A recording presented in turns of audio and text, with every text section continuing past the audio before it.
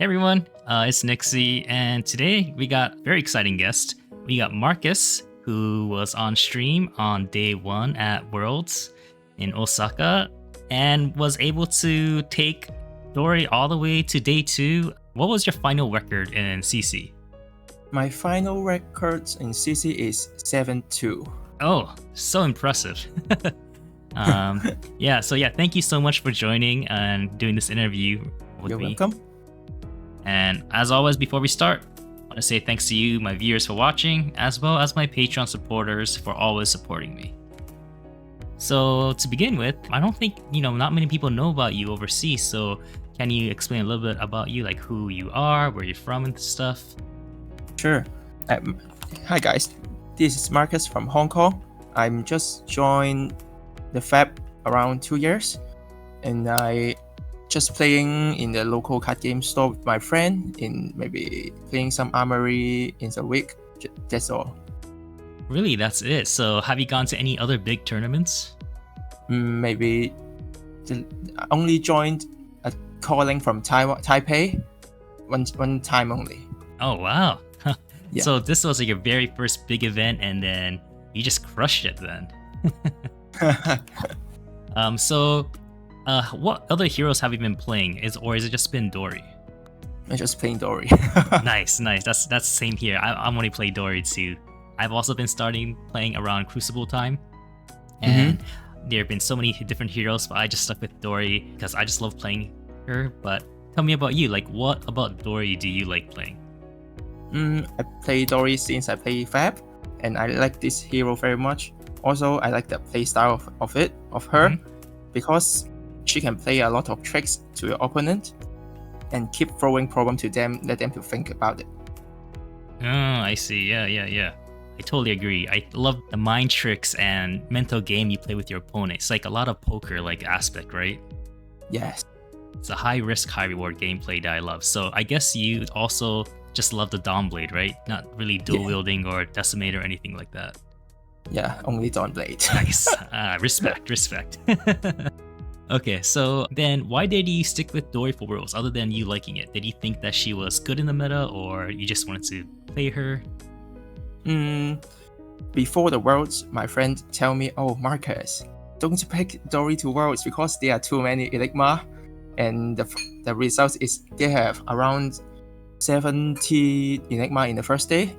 It's true, but I think except Enigma and Florian, the other hero favored in Dorinthia, for example, Dashiell, Aurora, is Dorinthia like to see, because I think Dorinthia can cut them very easily. So finally, I decided to bring her to the Worlds. Yeah, I totally agree. I think it's just like some of the defensive decks was very troublesome, like you said, Enigma and Florian. But all the aggro ones, I'm always happy to see aggro. Even Zen, before I was like, Zen definitely could high roll, but I feel like I could, maybe get them as long as they don't stick their armor at the right time and stuff on my counters. If I get the ball rolling, then Zen is the one that's pressured, right? Yeah, totally agree. Yeah, cool. So with that, one other question I had was the CYB deck that was going to be very prominent. What do you think about Dawnblade's chances into CYB? Did you think it was okay? It was actually favored or not? I think it's okay because in one of my Switch round in day 2, I have matched with CYB Dash. It's a Dash IE, and in the early game, he keeping on healing himself and playing CYB and Techlo Chamber, Techlo Pistol 222 like this, and I only take all damage and use 5 cards to put him back, and in the end game, I just take him down. Nice. Were you able to just rack up a lot of counters because they had some awkward hands that didn't block well? I have gained 2 counters in some times, but if some turns they have many reaction to block me out, I will lose the counter, but it's okay because I'm keep on trading his card out. Yep, I totally agree. I was kind of initially afraid of CYB, but the more I played into it, I was like, oh, they sometimes just don't block, so I get like 1 or 2 counters, then they kind of like get really pressured and then try to reset for a big churn, which is fine, but then eventually I get another 1-2 counters here and there, so it's not too bad. And then even if they heal, if you're able to hit twice, that's more damage than they could heal, so. Agree. Cool. Okay, so with that, let's dive into this deck that you brought. I'll leave a link to Marcus's deck list in the description, and we could look at it here. So let's first talk about equipment here. Sure. You have 2 helmets. You Three. have both. Oh, you have 3. Sorry, yeah. I keep on forgetting the no rune hood. But you have balance and crown. So I'm gonna talk about those 2. Sure. For me personally, I just went to Providence because with the Art of War bannings, I thought balance wasn't that worth it. But you seemed like you still used it. Did you find good use out of it? Sure. I play balance because before I go to Worlds, I think there are many Dashile because of the Armory deck. And in the first day, I meet 2 of the Dashile, and they played the High Octane maybe 2 times, and High Octane, or maybe with the new items with drawing cards. So I can activate the Balance of Justice easily and get an extra card to attack or defense. I see. So you were able to get card advantage from them just getting card advantage too. So okay. I see. That's very smart. I didn't really think about that. I just thought about being able to filter my hand a bit. It was very nice, but I could see just being able to get another card advantage when they have their spike churn, you're able to hit back is very good. So who else did you use it for? Did you, I guess, KO if you fought any KOs? I don't know who else would you use balance for. Because KOs still have their Barrage Battle, so I want a Balance of Justice to keep or increase my win rate. Okay. Are there any other heroes that you will use balance for, or just mostly just those 2? Just those 2. Okay, that makes sense.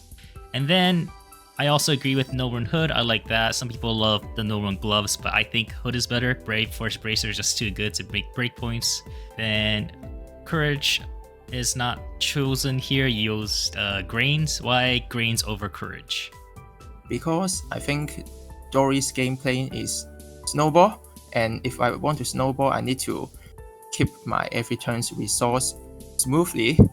And if I have collect some Vigor token in the last turn, and I next turn draw 4 reds, oh fine, I have Vigor token. But if I only use the Courage of Bladehold, and I swing 3 times in a turn, oh next turn I get 4 reds, oh I lost my tempo. I see. And then usually other people are like, I need to pop courage here to like keep on going, but since you have resource that carried over, it just helps smooth out your turns.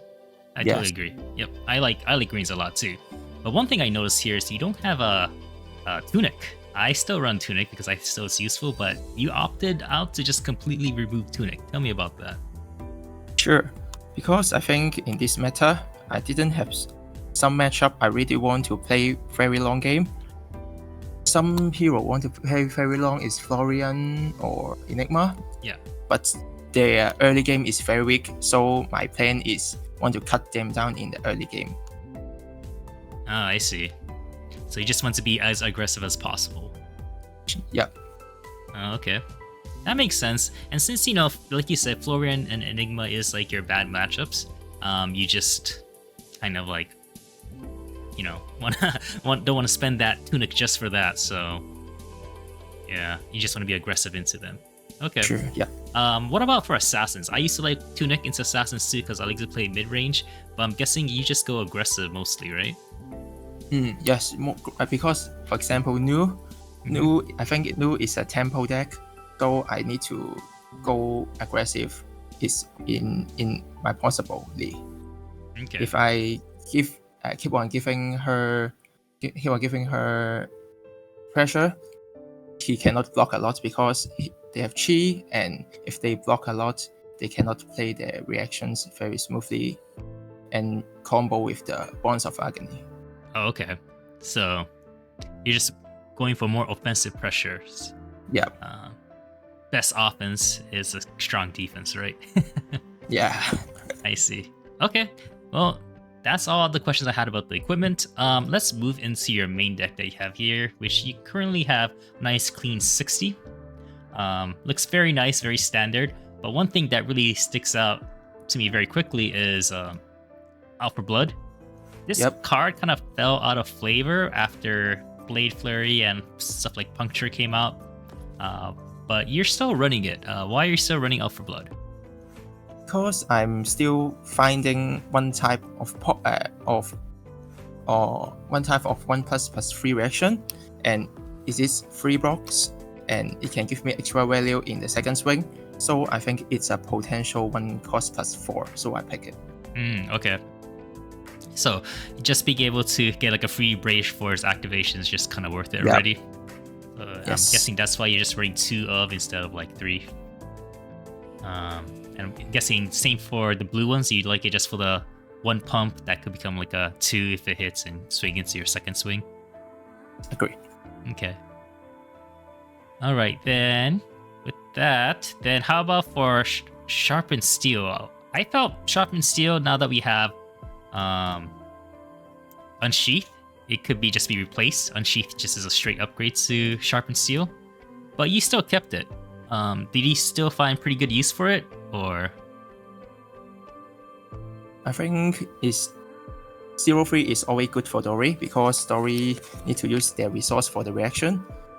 And also I need some non-attack action to play with my new card, Unsheath. So I will still keep my Sharpened Steel. In the live game, in the feature match, when I'm playing with Enigma, have a turn I play Sharpened Steel with Unsheath and playing 10 go again, and I still have 2 card, 2 resource in my hand, and they will be trouble. Okay. I see. Yeah, Sharpened Steel is a very strong card to enable Unsheath. Yeah. Just like a swing that much, you still have 2 resources floating. So, and you have a lot of cards left. Yeah. Makes it very hard to block. Okay. Sounds pretty good, but why not do 2 Sharpened Steel? And I see you still have lead with speed. Why only 2 lead with speed? I used to like this card a lot. The 2 block that is kind of a detriment, but having a agility token is very nice. So why only 2 of this? Yep. Between the Sharpened Steel and lead with speed, first I will choose Sharpened Steel because it is 0 cost. I think the cost before I swing my Dawn Blade is very important. If I use all my pitch before I swing my Dawn Blade, my opponent can no need to think too much about the possible. And then why I only pick 2 lead with speed, because like you said, it's a 2 block. I don't want a lot of 2 blocks in my deck, so I only pick 2 in my deck. Okay, that sounds good to me. And the rest of the reds are pretty standard, so I can move on to the yellow. Yellow looks good. Yeah, Glisten's very strong for racing, so I think that's important. Some people cut it right now, but I think you still need it for being aggressive, and since your deck is more focused being aggressive, totally makes sense. But for Iron Song Determination, why do you like to run 3 of this? Do you still find it pretty good, even though a lot of heroes have really good armor now? I think I put 3 of Determination's reason is I think Dori hopes to hit their opponent with Supremacy and Glistening Steel Blade, and this card can force my opponent to get hit. And also, if I cannot hit, it means they give me armor, and also it's good for they giving me armor in the early game, and the late game I will be more feel good. And also, they have extreme extra value when facing Runeblade, because they are possible to bring the new helmet from Rosetta. Was it the Purgatory or phase something? Purgatory. Yeah, that one. That's totally true. Yeah, it stops them from doing that. That makes sense. Yeah, in the day 2, I face Aurora. They are playing that helmet, and I locked the helmet 2 times with the Determination. Oh, so they really wanted to like reset your counter to stop tempo, but because you had Determination, you're able to stop them from doing it. Very smart. Finally I have killed her around 3 turns because that Determination. Okay, very nice. I kind of totally didn't think about that, but that's true. One card I like to use instead of Determination, I like to also run Commanding Performance. So that's the same thing, but gives them an actual option of doing it, right? I guess Determination forces them not to be able to use the helmet to get the true value. So, okay, I could be sold on that. Yeah. So okay, rest of yellow look good, and then now we're gonna move to the blue. Everything here looks great. Only thing was this one goblet of blood run wine. Why just one of this? It's just Yep. What card do you like? About the goblet, because I have extra slot of blues, but I don't want to put too many reaction blues because I don't want to cannot play it in the same time and I was stuck in my hand. So I choose goblet. It can choose to use if I doesn't hit. If I with a go again, I can play goblet, or I can block 3 cards and my turn I play goblet. That's okay. All. Yeah, so this is just like a card that if you get stuck, then it's just great. Or if not, you can always play it and then swing again. So yeah, very good. I guess just one of just being able to set up a really nice big turn next turn is very nice. Okay, sounds good with that. Let's move on to your sideboard cards. Sure. The first one I'm going to talk about is your D-React you have here is pretty much just sync. Below, we'll talk about the stack later, but you just have 3 syncs at your whole list as D-Reacts. Yes. Why only syncs, like no face or anything? I choose syncs because it can filtering my hand. For aggro decks, your hand is very important. And also, I think 3 defense reaction is enough because sync below is only help me for block some important attack from your opponent. For example, the Rangers, the Assassins, maybe Warrior or Guardian. I think 1 is enough because if I put too many defense reaction in my deck, it will be jammed in my hand. I cannot swing my Dawnblade smoothly. Oh, okay. So, since again your list is I guess just more tuned to be offensive, so 3 is just the perfect number, enough that you want to bring in just in case that you want to be able to block out sometimes. Yes. So you mentioned Guardians, Ranger, just I guess Azalea. Do you bring through Riptide as well? I will bring it as well. Okay. And then Assassin. So yeah, I think those are pretty good to have this. I personally, if I was running Syncs, I would run Fates too, but since again you want to be offensive, having too much D-Reacts could clutter your hand. So yeah. Okay, got it. So I guess that's also why you don't run Oasis? Yep, because like in the equipment, I haven't using Tunic. I think Oasis or Shunt is a set with Tunic. So I haven't Tunic, so I'm not picking Oasis or Shunts. Yeah, I see. I just love blue Shunts so much, being able to like ping them when they're like at 1 health. It's just such a good way to kill goodbye, people. I have a Shunt. Yeah, but I saw, you don't have Shunts in here. But okay. But since again, it's paired with Tunic well, and since you're cut Tunic, you just remove that as well. You lost some of this value. And then another thing is, this list is pure Dawnblade, right? You don't have any attack actions in here. Yes.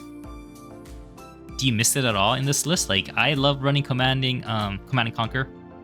Yep. Because just being able to follow up from like overblock is so nice, but you're just purely committed to growing that Dawnblade and keeping it, huh? Yeah. The reason is I think CNC is good when I miss the first wing and I have go again, I can play it and punish your opponent. But sometimes if I hit the first wing, but I handle a CNC in my hand, I will just pitch it for the second swing, and sometimes I will lose some best chance to play my CNC. Or sometimes if I got a CNC in my hand, but my opponent didn't have an arsenal, I think the feel is not really good. But I think the CNC depends on your deck build and your game plan, because my game plan is go very aggro, very aggressively, and cut my opponents down. So I just cut off my CNC. But overall, I think CNC is a good card because every meta I will think about, do I need to put CNC in this meta? Yeah. Yeah, a 6-popper, 3-block that stops D-Reacts, which we hate a lot. So yeah, what can't you not like about it? But like you said, it doesn't go in the all-in Dawnblade plan that you have here. So okay, sounds like a perfectly reasonable explanation. How about this Dauntless? How has this performed for you? I think this is the MVP of my CC rounds. Oh. Because in the first round, I think I will explain why I use Dauntless first. Yep.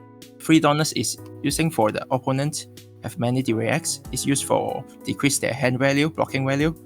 And for example, Enigma, Florian, and maybe Warrior, they have defense reaction for me.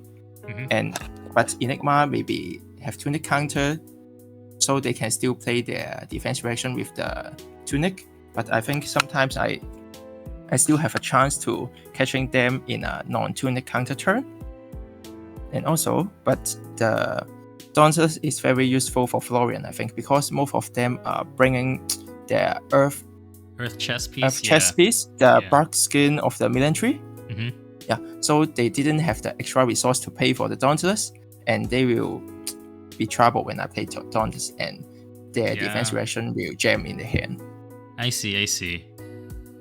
Got it, yeah. A lot of the decks aren't actually running Tunic too, like other Rune Blades too. They're running either the Iron Weave or the Carapace too, so people that running Tunic, definitely this Dauntless does make it a pain point for them to be able to have to pitch to place defense reaction. Yeah. So, okay. Then I guess not last. Course, 3 of them. This was actually, MVP in your stream. You were able to blow up a lot of wards with this card. How does this perform in other matchups though? I think I will put 3 copies in the Enigma matchup, because in the Enigma matchup, I only run 60 decks. I cut a lot of cards. I put 3 cards in to maximize the chance I draw this card. So my plan is work in the Steam. And also, I will run 2 copies of Chorus in the Prism matchup. Okay. I think it's good for trick them. They didn't have Chorus, and I just put a lot of angels to want to ward you. Sorry, I have a Chorus like this. Cut through all the angels at once, slash through them. Yeah. I see. So just those illusions matchup, then this just comes in. Yes. Okay. And so this is like your silver bullet to them. Yeah, silver bullet for the illusions. And then last one is Snag. What is this for? Snag is for new, and when they maybe play Bonds of Agony, and most of the time, if you didn't have Snag, you need to block a lot of cards and lose your tempo. And I have said before, playing with new is a tempo game. Who gets a tempo, who can win. So I think if I have a Snag, when they play Bonds of Agony, I may just push one of my armor to the combat chain, just play your attack reaction, and when they activate the Bonds of Agony, okay, I have a Snag, sorry bro. Yeah, totally. I love Snag. I was a Snag believer before new, like even when Victors were running pummels and stuff, or Rouses. I love just running one copy of Snag, just get a gotcha thing on them. It's such a cool card, so I just ran 1, but I was just surprised you're running 3. So this is just like your silver bullet into new, mainly. New, yeah. Okay. Why not poison the well? You're not too worried about CYB? Yeah, I think Dauntless is favored in CYB. Oh, okay. So you're just like, it's fine. So you just rather have silver bullets for other classes that you want to get points into. Yes. Okay. Sounds great. And then this list looks very solid. It has 24 Golgans, when I counted it, with your Leva Speeds, Unsheaths enabled and turned on. Looks very good, because I think that's a little bit more than I would run. I think I run 23, so 24 is very solid. So always threaten go again on your turn. So with that, let's go talk about your tournament that you had at Worlds. Sure. Do you want to go over each round? Just quickly go over what it was like and how you did. I think talk about each round is okay. Okay. In the first round, I play with Thorian. Oh my god, in the first round, I play my unflavored matchup. And luckily, I think because I keep on giving pressure to him in the early game, and have a decomposed card called the Falling Crown. Crown? Yeah. The Crown. Falling Crown, yeah. Falling Crown is a very strong card for Dori, because it can forcefully mix my hand into my bottom of my deck, and I cannot push him very hard and they can have a chance to hit me back again. Mhm. So, but when I keep on pushing him, he use the crown to block. In the full game, he only played one crown, so I won this game in around 50 minutes, almost So draw. So you went a very long time, but you were able to Yep. prevent him from going online with his ability for a while because you're just very aggressive, right? Yeah. Which I agree. I think you just have to be aggressive. You can't play the mid-range game into them unless you're playing like a very deck built to fatigue Florian. Yep. But yeah, I think you just have to be aggressive with this list. Okay. What was your second round? Second round is playing with a dash IO, and it's very like my game plan. I blink Balance of Justice and I have activated and just cut him down around 3 or 4 turns with Supremacy. So it's a favorite matchup for me. Yep. I think. Sounds good. Yeah, I think it's all those aggro matchups. I was always like, love to see it. So because also the dash IO a lot of no blocks, so it's very favorite for us. Okay, I totally agree. In the third game, I play with a Hong Kong player. Also, he's playing new, and have a big trouble for me in the early game. I have a snack in my hand, and he play Bonds of Agony with 2 because I have get hit by the Mistblade. So I just push my chest piece to the combat chain or to block 2.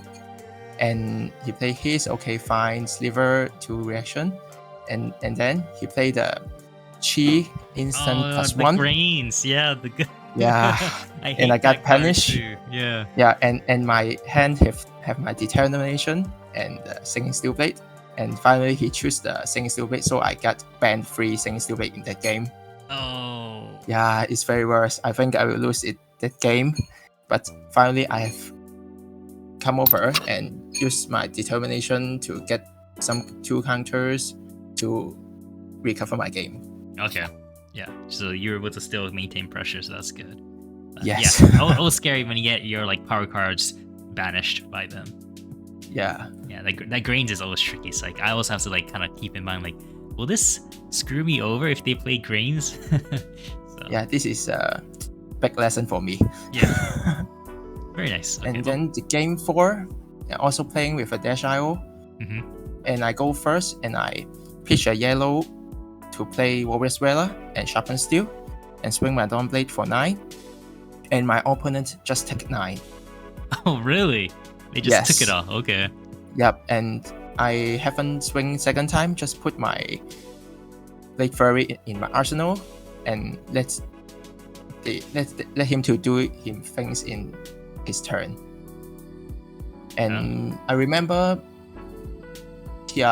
handling around 2 or 3 items in hand and T-bones.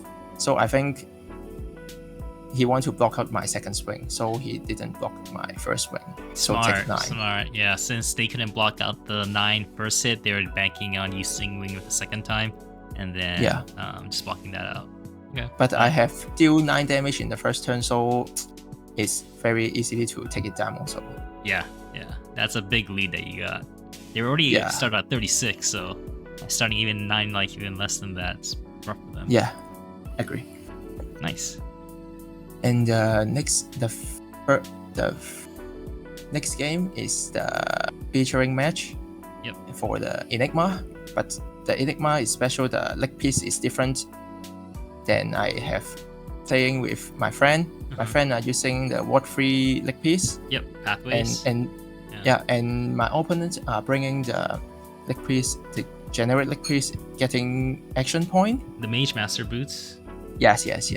Maybe they want to play the special shield with 3+1 counter and action point and use the 10,000 years. Yeah, 10,000 years. Hit with 10. Yeah. I think is it Noah? I forget who it was in the finals was on that similar list with Mage Master boots, I think.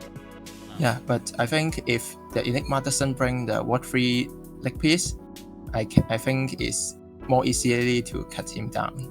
Right. Yeah. because only way you get around that is, I guess, with if you have chorus and things. But yeah, with the boots, did they even use the boots? I don't remember your game. I think the game is too fast. He doesn't have a chance to use the boots. Yeah, I think so. Okay. Yep. And that was a awesome game. Everyone was like, "Oh no, Dori versus Enigma. Rest in peace, Dori." This is like a. I just think, oh my god, why? When I sit into the table in round 5, and I just talk, oh, where are you from? And I'm playing Enigma. Oh my god, Enigma. And and after 1 minute, the judge come and you two guys go to the featuring table. Oh, I think, oh my god, why? Your first feature match and you're playing against Enigma, like, oh no. Oh no, very worse. You became a hero. You slayed that Enigma. It was such a great showing. Have a luck. Yeah, no, you did great. Everyone became a fan after that, and that's how I was playing you. So I appreciate that. So yeah, that was day 1. But then you had draft, and draft always is kind of hard. It's up and down. Do you have a lot of experience with draft, or? Not so many experience. Just practicing with my friends, because I go to the draft port with 5-0, and there are many pro players, and I think there are players. Yeah, but I think lucky my ports are not so many pro players I know, because in the second port they have Hong Kong's Blue Peach, the Shane, and also Yukilis in the next port also. Yeah, but I think in the players in my table is very strong also. It gives me so many experience of the limited format. I think I need to practice more for the next year. That's always like the difficulty. Like for me, I also just like playing CC the most. Like I'm not really a drafter. I know people love drafting, but it's just really not my thing. Probably because I never played Magic. I think a lot of people that love draft also played Magic. Maybe. Did you play Magic or? No, just only Flesh and Blood. See, we just want to play the card, dude. I just want to play Dori, right? But Worlds is a big stage where they test you in different formats, so it makes sense. But yeah, it's very tough. But yeah. So how about the CC rounds? How'd that go? Sure. The CC rounds, the first CC rounds in day 2, I'm just facing the CYB Dash with a Japanese player. Dash, when I see Dash IO, I know it's become trouble. If not CYB, I think is a lot of defense reaction. The Dash IE, right? IE. Yeah, Dash IE. Yeah. But very lucky, I cut him down with the Donus. In the last turn, I cut him. He got a Fate for Sin in his hand, and he cannot play it. And his arsenal is a Sigil. So he plays Sigil, and I hit him in the first wing. Oh, sorry, bro. The second wing is coming. Sorry, bro. You're done. You can't use that card anymore. Yeah. Because they're not on Tunic. They use Tekla Foundry, right? So yeah. So I think Dauntless is the MVP of this tournament as well. Nice. Yeah.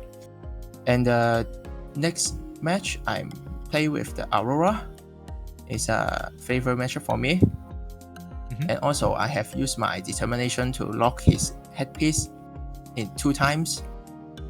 So he cannot. This is the match, Yeah. So I just rolling my snowball and getting counters and cut through. In last turn I just played Sharpened Steel, Whaler, and Determination and swing for around 9 or 10, and he just blocked 1 card, and Arsenal is the Alpha Blood, and 2 swing, bye-bye.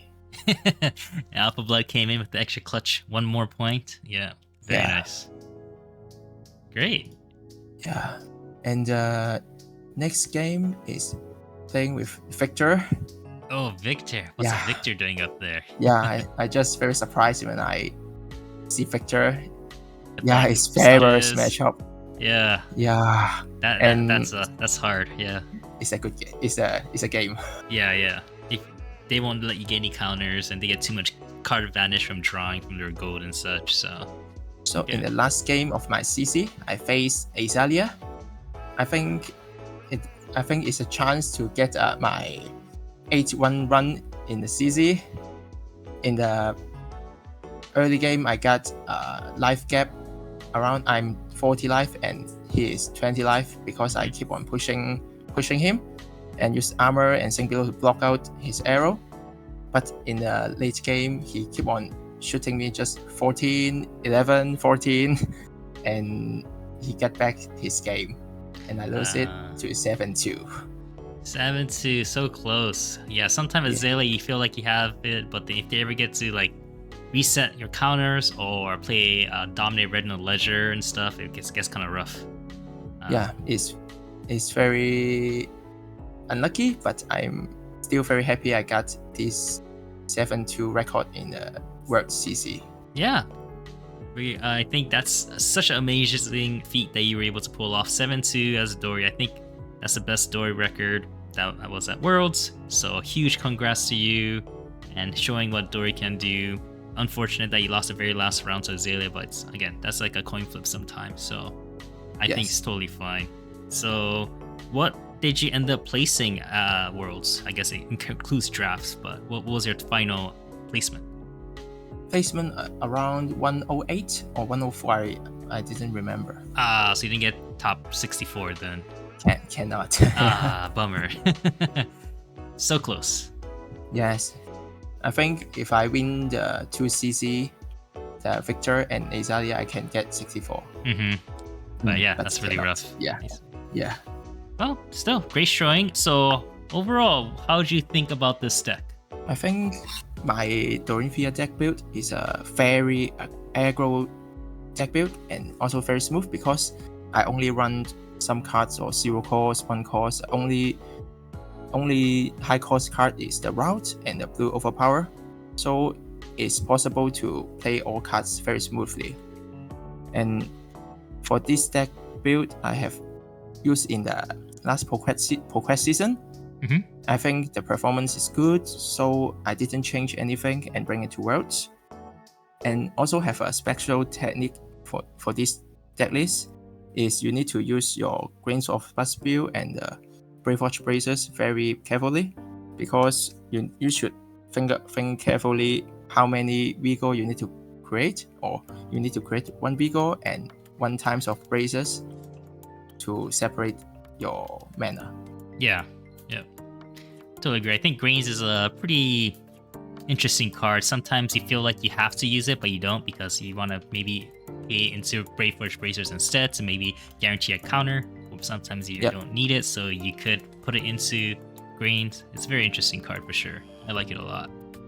Yeah.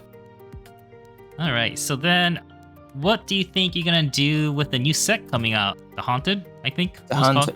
Haunted. I think... Haunted.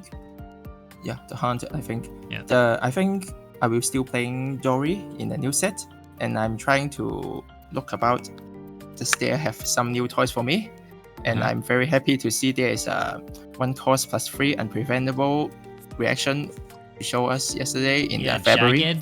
Jagged Edge, right? Jagged Edge. Yeah. It's very happy to see that. Yeah, because it's time to revenge the illusionists. Yeah. Yeah, I think would you replace Out for Blood with this, or? I think replace of the Corpse of Ironstone. Oh, okay. So just 3 choruses for this. Yeah, maybe if it's a C card or R card, is it good for putting a blue in my deck? Yeah, I think. Yeah, like instead of Blue Alpha Blood, you could run this maybe. Yeah. Yes, I think it'll be good. Replace it. Or even with the Goblet. But I have a feeling this could be Majestic. I think it'll be too good at yellow and blues. I agree. But we'll see. I will also love it if it was a common or a rare. If it was a rainbow color. But yeah, I think it also helps out all the warriors too. All the warriors like Kasai and such, or even decks like Hatchet Dori or Decimator Dori. Because this is on any target weapon, so Decimator with this will be able to cleave down Enigma too. So it's a very, very cool card. So I'm also very excited for this new set because we get more warrior support. So with that, I want to ask one last question: is if you could make 1 card to make Dori stronger, what would it be? I think now in this stage, Dori needs a card like Siren's Call or Pulse Wave Harpoon to annoying your opponent and trigger the reprise. Is important because maybe sometimes the aggro decks are too high-roll, and they can just ignore my counters and kill me. But sometimes I can, if I have some cards like Siren's Call, Pulsive Harpoon, and it can give some annoying to him to trigger my reprise, it's good. Yeah, I see. So force them to trigger the reprise. Yeah. I see. Yeah, I like that. Like, then it gives you a lot of value in reprise, and it just strips a card from the opponent, so makes them weaker. Okay. Yeah. So hopefully we see something like that. I know that we do need some kind of disruption, because right now we just push damage, right? But Runeblade was able to get... Was it Deuce? Was that the card? No, what was the card name? I forgot what it was called. The new Majestic, right? Yeah, it was the one that... Yeah, that is very annoying when I'm facing the Fabrary. Yeah, I forgot what it was called. I'll pull it up later. But that card, it's just like, I was just on totally race, but then they're like, oh, actually, you took damage, so you have to show me your hand, which is always like bad against Dori, because now they know what I have. Yeah, as well as agree. taking a card that they want, like choose any card. So that's super strong. And also the that lasts for the whole turn. I thought at first it was just attack or that attack, but it's for the whole turn, so that's very annoying too. Yeah. And then there's also the Purgatory too, right? That one too is also forces you to discard. So even though you want to keep like a 5-card hand and be offensive, they'll force you to discard a card. Yeah, it's very annoying. Yeah, so if they're able to get a card to disrupt, and I hope that we get something to disrupt as well to balance it. Yeah, agree. All right, very cool. Well, thank you so much for your time. Do you have any special shout outs or comments?